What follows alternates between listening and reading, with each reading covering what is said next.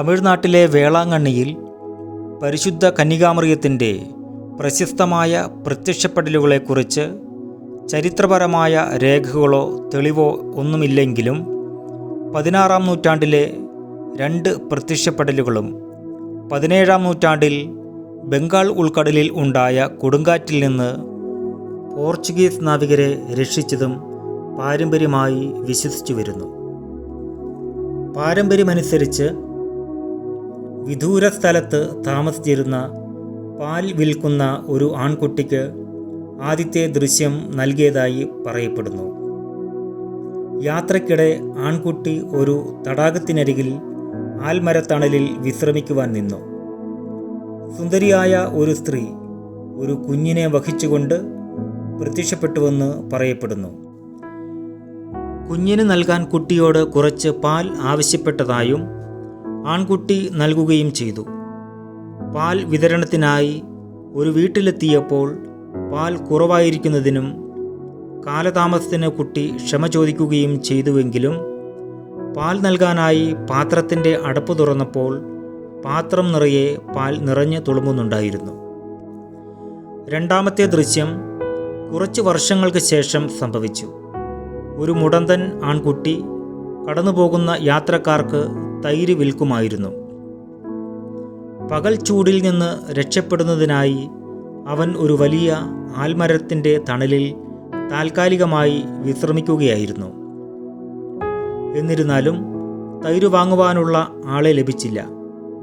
പെട്ടെന്ന് ഒരു കുഞ്ഞിനെ പിടിച്ചു നിൽക്കുന്ന ഒരു സ്ത്രീ അവൻ്റെ മുമ്പിൽ പ്രത്യക്ഷപ്പെടുകയും ഒരു കപ്പ് തൈര് ആവശ്യപ്പെടുകയും ചെയ്തു. അവൻ അവൾക്ക് ഒരു കപ്പ് തൈര് കൊടുക്കുകയും ആ സ്ത്രീ കുഞ്ഞിന് നൽകുകയും ചെയ്തു. ആ സ്ത്രീ ആൺകുട്ടിയോട് നാഗപട്ടണത്തിലേക്ക് പോകാനും പട്ടണത്തിൽ ഒരു കത്തോലിക്ക പുരുഷനെ കണ്ടെത്താനും അവളുടെ ബഹുമാനാർത്ഥം വേളാങ്കണ്ണിയിൽ ഒരു ചാപ്പൽ പണിയുവാൻ പറയുവാനും ആവശ്യപ്പെട്ടു.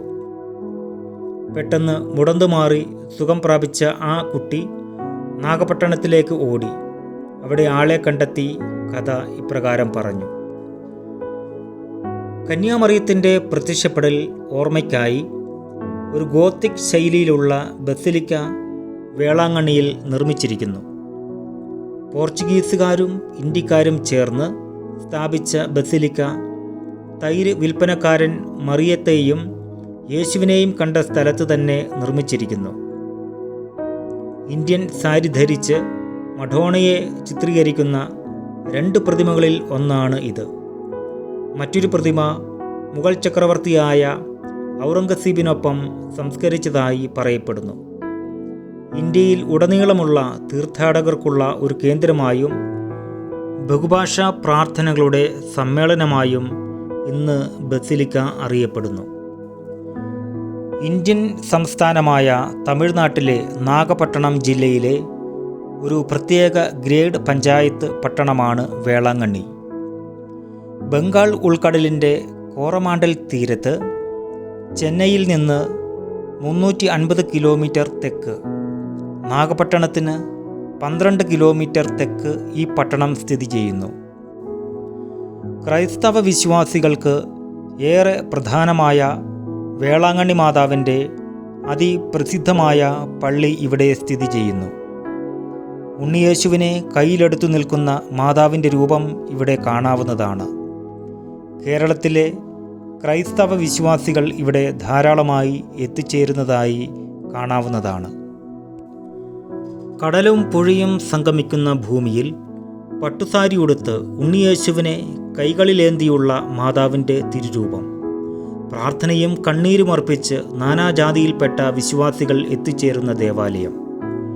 വാസ്കോഡഗാമയും പോർച്ചുഗീസുകാരും ദേവാലയവുമായി ബന്ധപ്പെട്ട നിർമ്മാണ പ്രവർത്തനങ്ങളിൽ ഏർപ്പെട്ടതായി ചരിത്രരേഖകളിൽ പറയുന്നില്ലെങ്കിലും ഇപ്പോൾ കാണുന്ന മഞ്ഞപ്പട്ടുടുത്ത ഉണ്ണിയേശുവിനെ കൈകളിലേന്തിയുള്ള മാതാവിൻ്റെ പ്രതിഷ്ഠ സ്ഥാപിച്ചത് പോർച്ചുഗീസുകാരാണെന്നാണ് പറയപ്പെടുന്നത്. പിന്നീടെത്തിയ ഡച്ചുകാർ 1771 ഈ ദേവാലയത്തെ പാരിഷ് ചർച്ചാക്കി മാറ്റി. 1962 മൈനർ ബസിലിക്കയായി വേളാങ്കണ്ണി പള്ളി ഉയർത്തപ്പെടുന്നത്. 5 ഏക്കറിലാണ് വേളാങ്കണ്ണിയിലെ ഈ ദേവാലയം സ്ഥിതി ചെയ്യുന്നത്.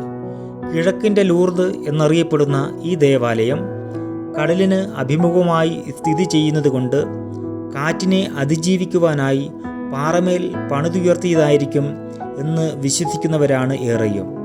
എന്നാൽ ആ ധാരണ തീർത്തും തെറ്റാണ്. മണലിൽ തന്നെയാണ് ഈ വലിയ ദേവാലയ സമുച്ചയത്തിൻ്റെ മുഴുവൻ നിർമ്മാണ പ്രവർത്തനങ്ങളും നടത്തിയിരിക്കുന്നത്. അനേകമായിരം ജനങ്ങൾ ഈ ദേവാലയത്തിൽ വന്ന് വേളാങ്കണ്ണി മാതാവിൻ്റെ മാധ്യസ്ഥം യാചിച്ച് വലിയ അനുഗ്രഹം അവരുടെ ജീവിതത്തിൽ നേടിക്കൊണ്ടിരിക്കുന്നു. വേളാങ്കണ്ണി മാതാവിൻ്റെ മാധ്യസ്ഥം നമ്മുടെ ജീവിതത്തിലും ലഭിക്കട്ടെ എന്ന് നമുക്ക് പ്രാർത്ഥിക്കാം.